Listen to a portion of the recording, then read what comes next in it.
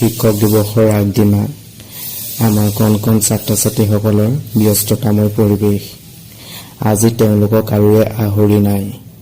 বাঁহ কটাই বাঁহ কাটিছে, স্ক্ৰীন তৰাই স্ক্ৰীন তৰিছে, চাফা কৰাই চাফা কৰিছে। মাথো আজি তেওঁলোক ব্যস্ত আৰু ব্যস্ত। আচলতে ভাল লাগে স্কুল লাইফৰ এইবিলাক পৰিৱেশ চাই পেলাই। তেওঁলোকে সকলোবিলাক বস্তু নিজেই মেনেজ কৰি লৈছে।